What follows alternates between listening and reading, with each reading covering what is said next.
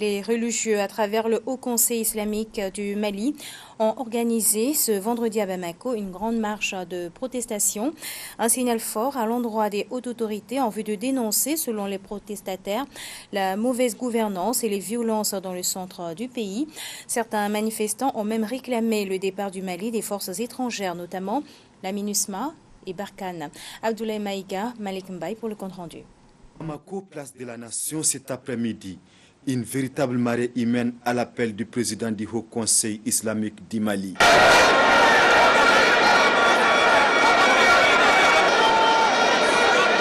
C'est certainement l'une des plus grandes manifestations jamais organisées au Mali depuis 1990. En témoigne le blocage par la foule des 4 coins cardinaux du monument de l'indépendance. Une seule ici s'impose, faire de la marche un rassemblement. Nous, on a eu des dirigeants en patrie. Nous sommes des malades de l'extérieur. Moi, j'étais à l'extérieur. Nous, on ne peut pas avoir des dirigeants qui viennent s'asseoir dans notre pouvoir. Et ils sont là, ils ont été formés par l'école gouvernementale. Au jour d'aujourd'hui, les enfants n'étudient plus. Au jour d'aujourd'hui, les hôpitaux sont fermés. Qu'est-ce qu'ils veulent alors? Qu'est-ce qu'ils veulent faire? Nous sommes des Maliens. On n'a pas tout le pays. On n'a qu'un seul pays. S'ils veulent brûler, nous sommes prêts. On est prêts. Il faut nous trouver. Nous sommes prêts. On n'a pas peur d'eux. S'ils ont des missiles, ils n'ont qu'à envoyer. Nous sommes prêts. Cette manifestation historique est une réponse à la crise qui sévit le Mali depuis 2012.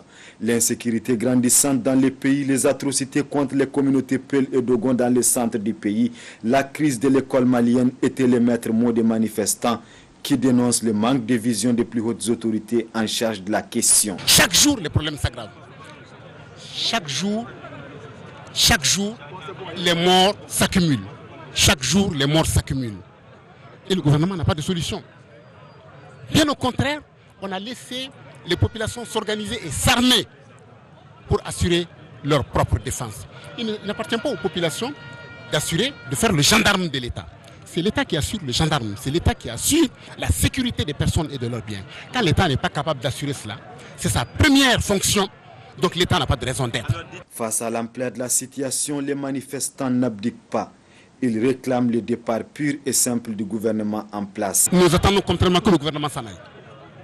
Que l'on s'asseye, que l'on se parle et que l'on mette en place un gouvernement capable de résoudre nos problèmes. C'est cela que nous voulons. Et cette manifestation a pour but cela. Et cette manifestation continuera jusqu'à ce qu'on obtienne satisfaction à cette revendication. Cette marche, c'est pour faire une démonstration de force et montrer au gouvernement que ce n'est pas à lui qui appartient le Mali. Le Mali, ça appartient à nous les Maliens. Et c'est à nous les Maliens qui devront faire, qui devront choisir ce que nous on veut pour notre Mali nouveau. Si on lui prend, il s'est fait élu, c'est pas, on ne va pas dire qu'il est élu, hein. Il s'est fait élu comme étant président. C'est pas notre président d'aujourd'hui, c'est pas notre président de demain. On peut lui respecter comme étant un chef, un chef. Moi je le considère comme étant un chef, mais pas un président. À l'issue du rassemblement, quelques manifestants en colère se sont dirigés vers le domicile du chef du gouvernement.